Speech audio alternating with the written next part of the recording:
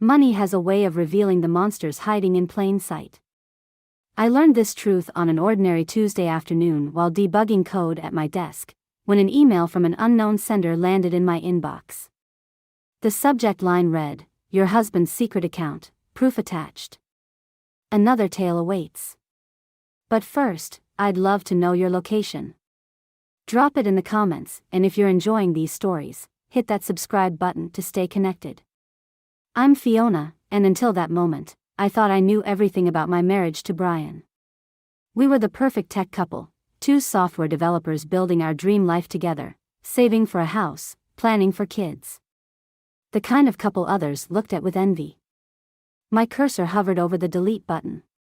Spam, obviously. But something made me click. Maybe it was the specificity of the subject line, or maybe some part of me already knew what I'd find. The PDF attachment showed transaction records spanning 3 years. Regular transfers from Brian's personal account to his mother Carol and sister Emily. Thousands each month, steadily draining our future away like a slow leak we'd never noticed. "Hey, Fi, want to grab lunch?" Brian's voice made me jump. He stood in my office doorway, smiling that easy smile I'd always trusted. "Actually," I said, turning my monitor slightly, "I think we need to talk about this." His face changed the moment he saw the screen. Not surprise, guilt. He knew exactly what I was looking at. "I can explain," he said, closing my office door. "Mom and Emily, they're struggling. Greg still can't find work, and with Tommy's therapy. 3 years, I cut him off. You've been hiding this for 3 years. While we put off buying a house, starting a family." My voice cracked, but I forced it steady. "How much total?" He wouldn't meet my eyes. "Around 90,000. The number hit me like a physical blow. $90,000. Our down payment. Our future. Emily posts about their vacations," I said. "Your mother just bought a new car. That's what our money is funding." "Their family," Brian said, as if that explained everything. What was I supposed to do? Tell me the truth? Let me have a say in our financial decisions?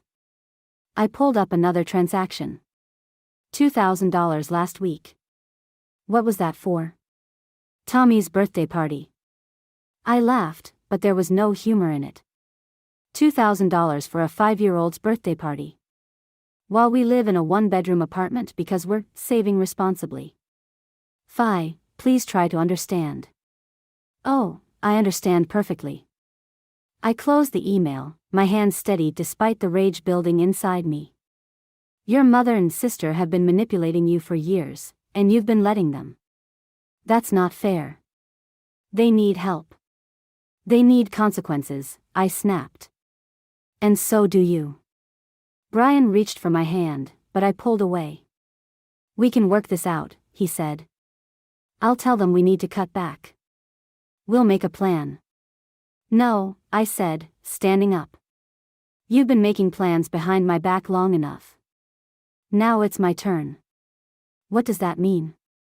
I grabbed my bag, needing to get out of there before I said something I couldn't take back. It means I'm going home early. Don't follow me. I need time to think. Fiona, please. And Brian? I paused at the door. Call your mother. Tell her the gravy train is about to derail. Walking to my car, I felt something shift inside me. The hurt was still there, but something else was rising to take its place. Something colder, more calculated. If Carol and Emily wanted to play games with my marriage, they were about to learn they'd picked the wrong opponent. I had 90,000 reasons to make them regret it. 3 days after discovering Brian's betrayal, I sat at his mother's dining table, watching her serve lasagna with the precision of a surgeon. Carol Thompson's dinner parties were always an exercise in careful manipulation, but tonight I saw the machinery behind her motherly smile. Emily tells me you're still renting that tiny apartment, Carol said, sliding a generous portion onto my plate. Aren't you two ready for something more permanent? I felt Brian tense beside me. We're working on it, Mom. Working on it? Emily chimed in from across the table, bouncing Tommy on her knee. But you make so much money. Both of you do. I took a slow sip of wine, noting how Greg barely looked up from his phone. The new gaming console on their entertainment center caught my eye, another gift from Brian, no doubt. Actually, I said, keeping my voice light, we've been discussing our financial goals lately. Haven't we, Brian? He coughed, nearly choking on his water. Fiona. Oh. Carol's smile tightened. What kind of goals? Starting a family, I said. Saving for a house. The usual dreams. I turned to Emily. Speaking of houses, I saw your Instagram post about wanting to upgrade. How much are you thinking of spending? Emily's face flushed. Well, with Tommy's needs. What needs? I asked innocently. I thought his therapy was covered by insurance. It's complicated, Carol cut in smoothly. Brian understands how important family support is, don't you, sweetheart? I watched my husband shrink under his mother's gaze, and something snapped inside me. Support is wonderful, I said. But there's a difference between support and exploitation. The room went silent. Even Greg looked up from his phone. I don't like what you're implying, Carol said, her voice dangerously soft. Mom, Brian started, but I placed my hand on his arm. I'm not implying anything, I said. I'm stating facts. Like the fact that Tommy's birthday party cost more than our monthly rent. Or that Emily's struggling family somehow affords weekly spa days while we put our lives on hold. How dare you? Emily's voice cracked. We're barely getting by. Greg's still looking for work. Really? I pulled out my phone. Because according to LinkedIn, he's turned down 3 job offers this year. Isn't that right, Greg? Greg's face went pale. Emily turned to him, genuine shock in her expression. Is that true? They weren't the right fit, he mumbled. Nothing ever is, I said, standing up. Thank you for dinner, Carol. But I think it's time Brian and I had an honest conversation about family. Real family. Sit down, Carol commanded. We're not finished here. Actually, we are. I turned to Brian. Are you coming? The moment stretched like glass about to shatter. Brian looked between his mother and me, years of conditioning warring with the truth he could no longer ignore. Brian, Carol's voice dripped with warning. Think carefully about what you're doing. He stood up slowly. I'm going home with my wife. The drive home was silent until we pulled into our parking spot. They'll never forgive me for this, Brian whispered. Good, I said. Maybe it's time they learned actions have consequences. What are you planning, Fi? I thought about the evidence I'd been gathering, the paper trail of manipulation and lies. Justice, I said simply. Unless you're planning to stop me? He was quiet for a long moment. No, he finally said. But be careful. You don't know what they're capable of. I smiled, thinking of the email I'd received that morning from Greg's last potential employer. Neither do they, Brian. Neither do they. As we walked to our apartment, my phone buzzed with a text from Emily, "You'll regret this. Family is forever." I screenshot the message, adding it to my growing collection. They thought they were playing chess, but this was about to become a completely different game. And I was done playing by their rules. The coffee shop across from Emily's yoga studio provided the perfect vantage point. I watched her emerge in designer workout gear, Tommy trailing behind her like a forgotten afterthought. No signs of the struggling single mom she portrayed in her tearful phone calls to Brian. Look who it is, a voice said. I turned to find Greg sliding into the seat across from me, unshaven and reeking of stale beer at 11 in the morning. Stalking your own wife? I asked. He laughed, hollow and tired. Following yours, more like. Emily's been watching your moves since the dinner. Says you're trying to destroy our family. Interesting choice of words, considering what your family's doing to mine. Greg's eyes drifted to Emily and Tommy getting into their new SUV.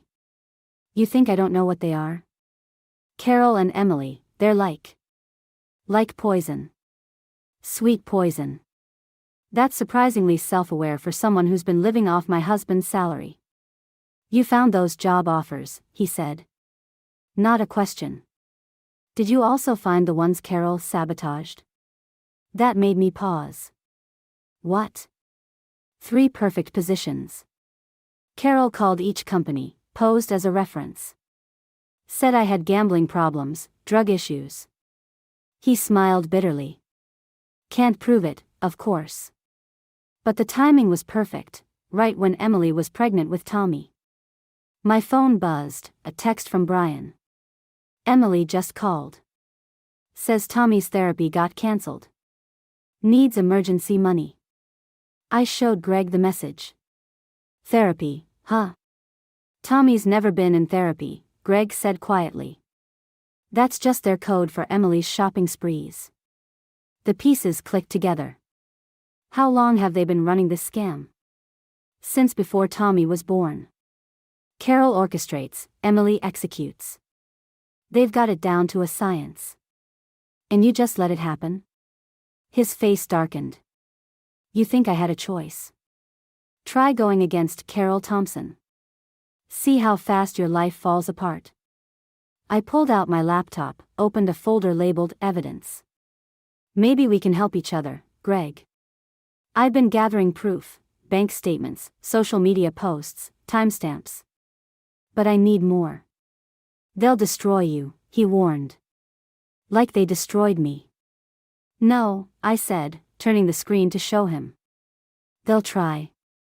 But unlike you, I'm fighting back. Greg stared at the documentation I'd collected.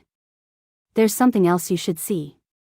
He pulled out his phone, showed me a video of Emily and Carol in what looked like a heated argument. Turn up the volume, I said. Can't keep bleeding him dry, Emily was saying. Fiona's onto us. That little programmer thinks she can outmaneuver me? Carol's laugh was chilling. I raised Brian. I own him. And soon, we'll own that house they're saving for. Jesus, I whispered. There's more, Greg said. They're planning something big. Using Tommy as bait. My phone buzzed again, another text from Brian. Emily says Tommy's asking for us. Wants to know if we can take him for the weekend. There it is, Greg said. Phase 1. I felt cold anger settling in my chest. What's their play? They'll claim you hurt him. Or neglected him. Something just bad enough to force Brian to choose, his nephew's safety or his marriage. They'd use their own child like that? Greg's laugh was bitter. They'd use anyone. Tommy's just another pawn. I started packing up my laptop. Not anymore. I'm ending this. How? I showed him the email I'd drafted to Brian's entire family, CC'd to their employers, friends, and Tommy's school. Attached were videos, bank statements, text messages, a complete record of their manipulation. That'll destroy everything, Greg said. Including you and Brian. Sometimes you have to burn it all down to build something new. I stood up. Are you with me? He looked at Emily's car, now disappearing around the corner. What do you need? Everything you have. Every lie, every scheme, every manipulation. It's time for the truth. Greg nodded slowly. Tomorrow. I'll bring it all. As I walked to my car, another text came through, from Carol this time, family dinner Sunday. Non-negotiable. Time to discuss Tommy's future. I smiled. Perfect timing. They thought they were setting a trap, but they were walking right into mine. Sunday dinner would be memorable indeed. Let the games begin. The manila envelope sat between Brian and me on our kitchen table like a loaded gun. Greg had delivered as promised, every receipt, every manipulative text. Every calculated move his wife and mother-in-law had orchestrated over the years.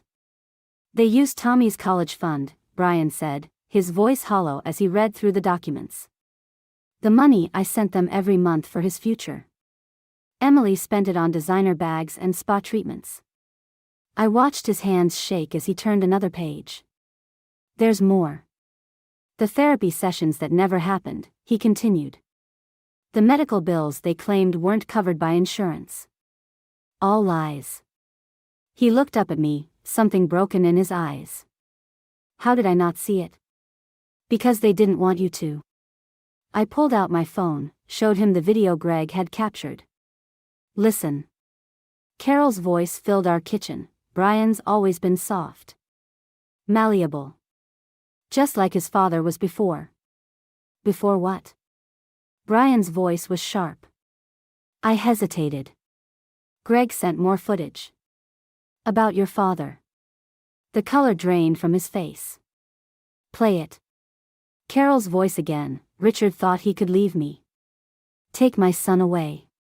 But I showed him what happens when you cross me. Brian never knew about the affairs I invented, the colleagues I turned against him. By the time I was done, he couldn't even get a job in another state. Brian stood up so quickly his chair crashed to the floor. She destroyed him. All those years.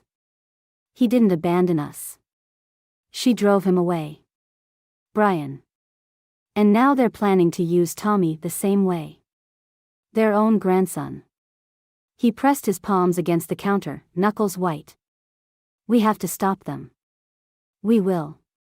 I moved beside him, careful not to touch. But you need to be sure. Once we do this, there's no going back. His phone buzzed, Emily's name flashing on the screen. He answered on speaker. Brian? Emily's voice trembled. Tommy's asking for you. He's so upset. He says he doesn't feel safe here anymore. I watched Brian's jaw clench. The old manipulation, but now we could see the strings. What happened, Emily? It's Greg. He's been drinking again, getting angry. I need you to take Tommy for a while. Maybe. Maybe permanently? Brian's eyes met mine. We both knew what this was, the trap Greg had warned us about. Of course, Brian said smoothly. Bring him over tomorrow. We'll take good care of him. After he hung up, I raised an eyebrow. You're playing their game? No, he said, a cold determination in his voice I'd never heard before. I'm ending it. Tommy deserves better than to be their weapon. They'll try to destroy us. Let them try. He picked up his phone again, dialed a number. Hello, Child Protective Services. I need to report suspected child exploitation and emotional abuse. I felt a chill. This wasn't part of my plan, it was better. What are you doing? What I should have done years ago. Protecting my nephew. He looked at the scattered evidence on our table. We have proof they're using him for financial manipulation. Neglecting his actual needs. And now they're trying to use him to blackmail us. Carol will retaliate. Good. Brian's smile was sharp. Because I just filed for a restraining order against her. The evidence you gathered, plus Greg's testimony. It's enough. More than enough. My phone chimed, a message from Greg, Emily's planning something big. Be careful. They're moving faster than we thought, I said. Brian gathered the documents, his movements precise and controlled. So will we. I'm done letting them hurt the people I love. He paused, looking at me. I'm sorry it took me so long to see it. Better late than never, I said, but my mind was already racing ahead. Carol and Emily's desperation made them dangerous. They'd try something drastic now that their usual tactics had failed. As if reading my thoughts, Brian said, whatever they're planning, we'll face it together. I nodded, but couldn't shake the feeling that tomorrow would bring something none of us were prepared for. The game had changed, it wasn't about revenge anymore. It was about survival. Emily's latest Instagram post appeared on my screen, a tearful selfie with Tommy sleeping in the background. The caption read, "Sometimes the hardest battles are fought behind closed doors. Praying for strength as my sweet boy faces another challenge. Hashtag single mom struggle, hashtag pray for us." The timestamp showed 3:47 a.m. Right after our Child Protective Services report went through. My phone buzzed, Greg's number. "She's gone," he said without preamble. "Took Tommy and disappeared.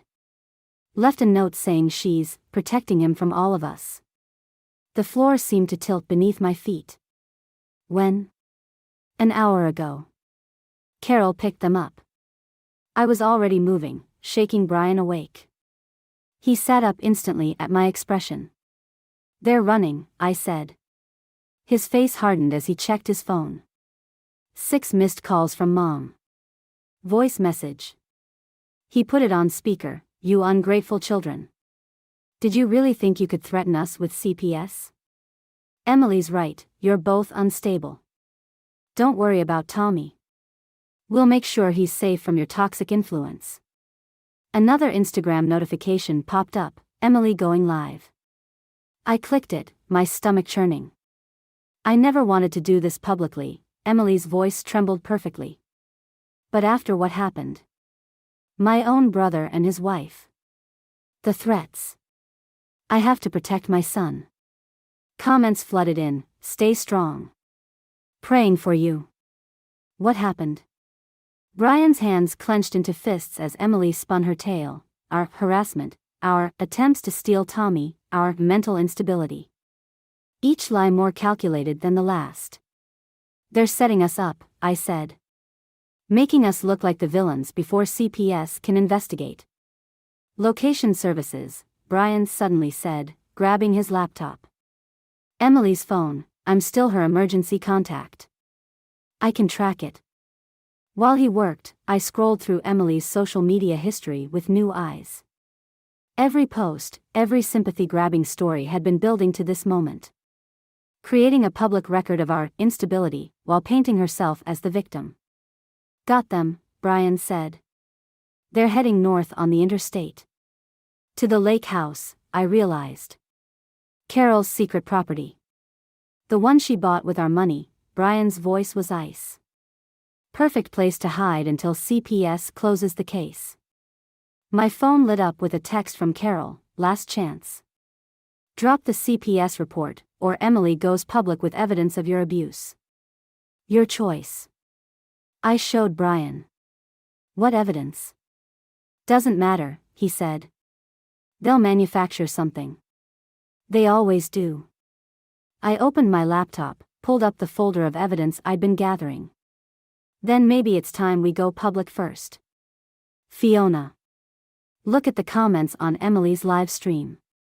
Hundreds of people already think we're monsters. If we wait, their narrative wins. But exposing everything. It could hurt Tommy. The truth of that hit me hard. In my quest for revenge, had I become just like them, willing to use a child as collateral damage?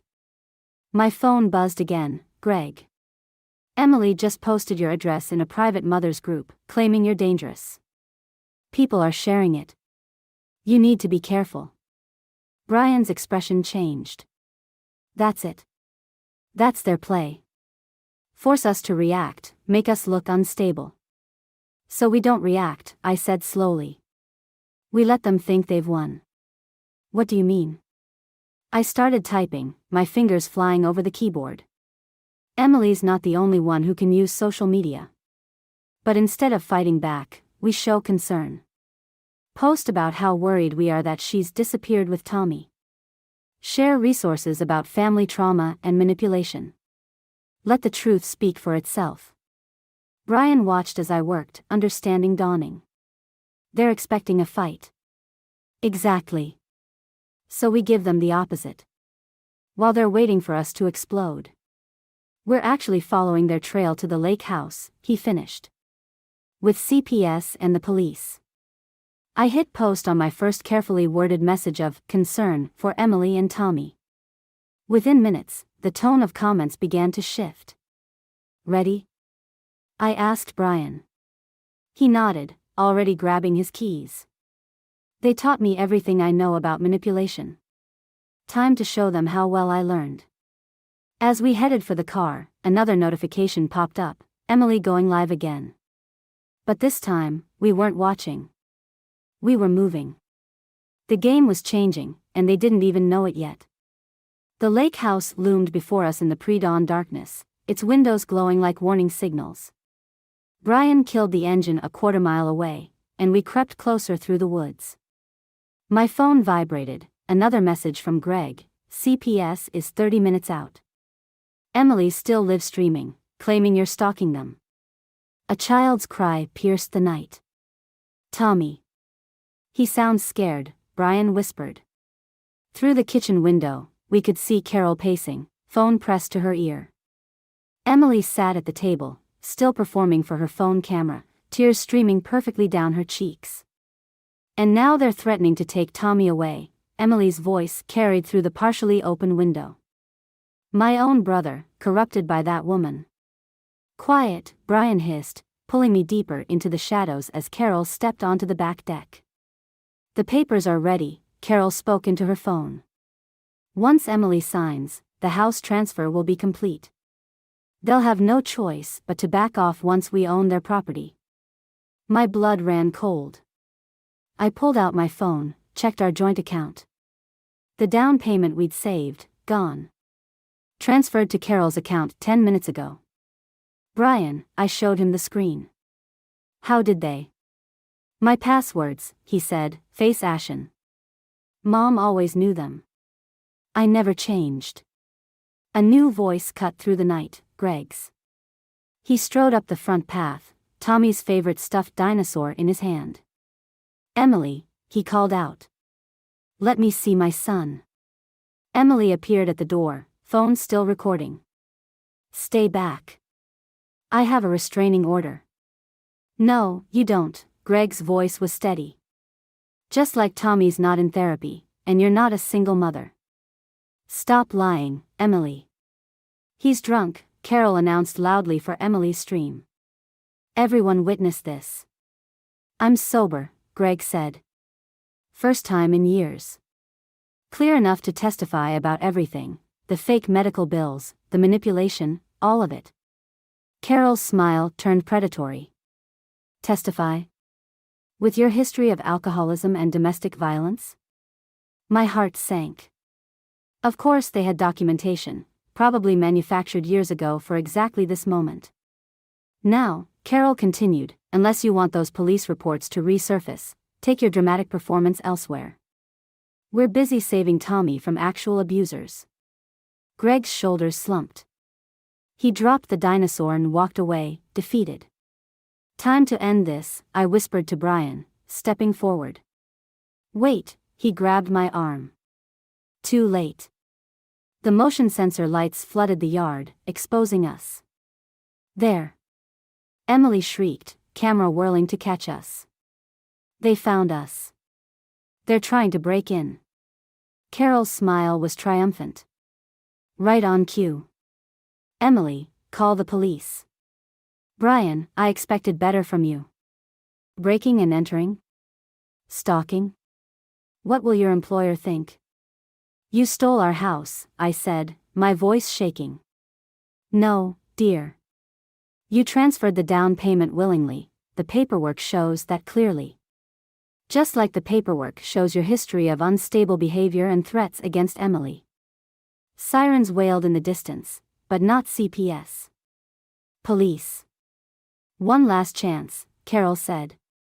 Drop everything, the CPS report, the accusations, all of it.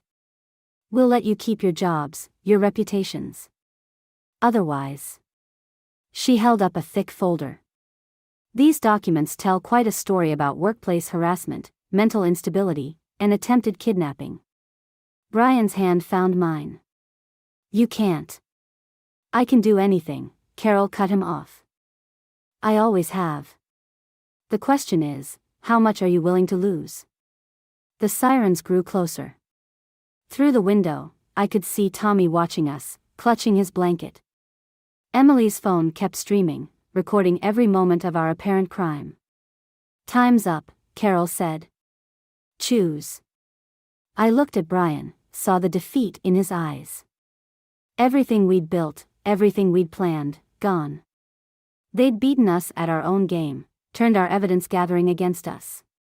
One wrong move now would cost us everything. The police cars appeared at the end of the drive, lights flashing. "Well?" Carol's voice dripped with victory. I opened my mouth to surrender, and my phone buzzed. "A message from Greg, check your email. Now." Carol's smile faltered as she saw my expression change. Sometimes the best revenge isn't winning the game, but changing the rules entirely. I opened the email, and hope flickered back to life. Greg's email contained a single video file. I pressed play just as the police officers approached, their flashlights cutting through the darkness. "Everything's on record," Carol announced triumphantly. "They broke onto private property." "Actually," I interrupted, turning up my phone's volume, "you should watch this first." The video showed Carol in her kitchen 3 years ago, coaching Emily. "Just tell Brian you need the money for Tommy's therapy. He'll never check, he trusts you. And if Fiona ever catches on, we'll say you're being abused. No one questions a victim." Emily's voice, clear as crystal, "But what if Greg talks?" "Please," Carol scoffed. "We've got enough dirt on him to keep him quiet forever. Now, about that house they're saving for." I watched the color drain from Carol's face as her own voice continued detailing every manipulation, every planned accusation, every calculated move. Emily's phone clattered to the deck, live stream forgotten. "Where did you?" "Greg's been recording everything," I said. "For years. Insurance, he called it. Smart man." The police officers stopped, listening to the video's damning evidence.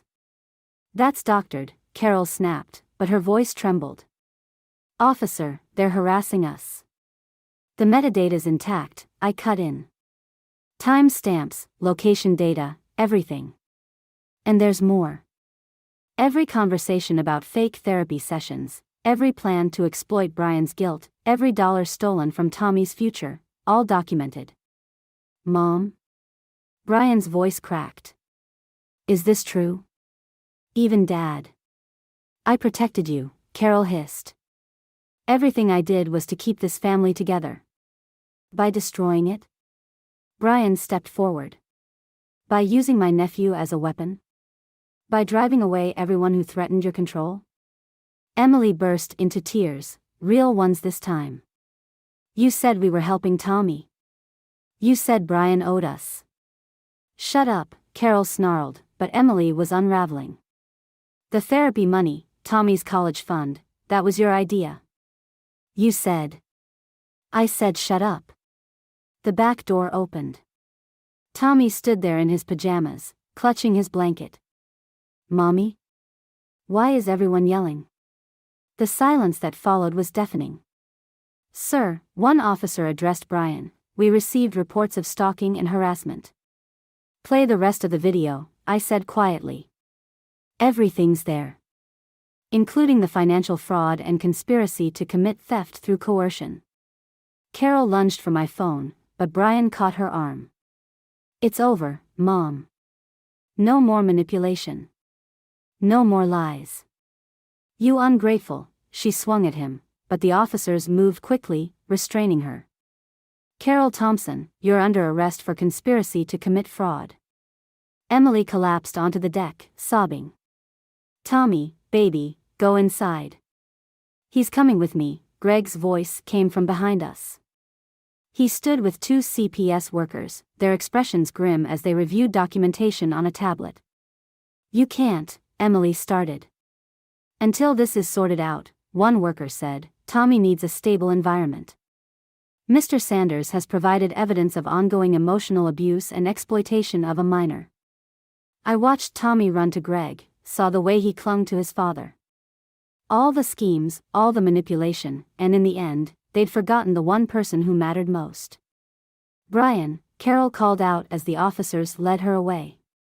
You can't let them do this. I'm your mother. Brian didn't look at her. Instead, he turned to me. I'm sorry, he whispered.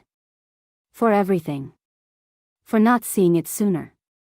Fiona, Greg called out, Tommy in his arms. Thank you. For showing me there was another way. I nodded, watching Emily being questioned by police, Carol being placed in a patrol car. The careful documentation of years of manipulation coming to light. What now? Brian asked. I took his hand, thinking of the nursery we'd planned, the future we'd fought to protect. Now we build something new. Something honest. Behind us, the lake house stood silent, its windows dark, no longer a fortress of lies, but a monument to truth's inevitable victory. Sometimes revenge isn't about destroying your enemies, but about refusing to let them destroy what matters most. Dawn was breaking over the water, and with it, the promise of a different kind of family. The nursery walls were half-painted when Greg's text arrived, Emily's asking to see Tommy. Says she's been getting help. I watched Brian's brush strokes falter, yellow paint dripping onto the drop cloth. We'd chosen yellow because it felt like hope, warm, uncertain, but persistent. What do you think? He asked, not turning around. Through the window, autumn leaves scattered across our new backyard, smaller than the one we'd originally planned, but ours free and clear. No manipulation, no hidden costs. I think, I said carefully, that's Tommy's father's decision to make. My phone buzzed again. A photo from Greg, his new office, his name on the door. Below it, first day as junior developer. Thanks for the recommendation. Brian set down his brush. Mom's sentencing is tomorrow. I know. The weight of that knowledge hung between us like smoke. Carol had pleaded guilty to reduced charges. But the evidence trail had led to other victims, other families she'd manipulated and destroyed over the years. The doorbell rang. Greg stood on our porch, Tommy clutching his hand. The boy wore a coding camp t-shirt, a gift from his father's new workplace. Uncle Brian. Tommy rushed forward for a hug. Dad's teaching me Python. Already? Brian laughed, genuine joy breaking through the day's tension. Watch out, or he'll be competing for your job soon. Actually, Greg cleared his throat, we wanted to show you something, Fiona. He handed me his phone, open to Emily's private Instagram. No more victim posts or carefully staged suffering. Instead, a simple photo of her therapy group, caption reading, learning to break generational patterns. Day 47. She's doing the work, Greg said quietly. Real work, not just performance. Brian touched the yellow wall, paint still wet. And Carol? Hasn't tried to contact either of us, Greg replied. The counselor says that's probably best, for now. Tommy tugged at my sleeve. Is the baby's room yellow like a duck? Like sunshine, I corrected, then caught myself. That's what Carol used to say, everything wrapped in pretty metaphors to hide harder truths. Like yellow, I amended. Just yellow. Greg nodded, understanding in his eyes. We should go. Tommy's got coding class. Wait, Brian said. The birthday party next week. If you both wanted to come. The invitation hung there, fragile as a soap bubble. Not forgiveness, exactly. Something newer, more cautious. We'll think about it, Greg said. Right, buddy? Tommy was already running back to the car, excited about his next lesson. Learning to build something, not break it. After they left, Brian resumed painting, his strokes more confident now. You know what I realized? We spent so much time trying to get revenge, we almost missed the real victory. Which was? Building this. Something true. He gestured around the nursery. Mom always said family was about loyalty at any cost. But it's really about growth, isn't it? Even when it hurts. I touched my stomach, not yet showing but full of promise. Speaking of growth. His brush clattered to the floor. Are you? Found out this morning. Wanted to wait until after tomorrow's sentencing to tell you. He pulled me close, paint-stained hands and all. Through the window, I could see Tommy waving from Greg's car as they drove away. In my pocket, Emily's latest message waited for a response. And somewhere across town, Carol prepared to face the consequences of her choices. Revenge had been my first instinct, but healing proved to be the better path. Not perfect healing, some scars would always remain. But real healing, built on truth and boundaries and the courage to start again. Yellow really was the right choice, Brian murmured against my hair. I smiled, thinking of patterns broken and new ones forming. It's just a color. No, he said. It's a beginning. Outside, autumn winds scattered more leaves across our yard. Tomorrow would bring Carol's sentencing, Emily's tentative steps toward change, Greg's new path. But today, in this room that smelled of fresh paint and possibility, we had already won something better than revenge. We had won our future.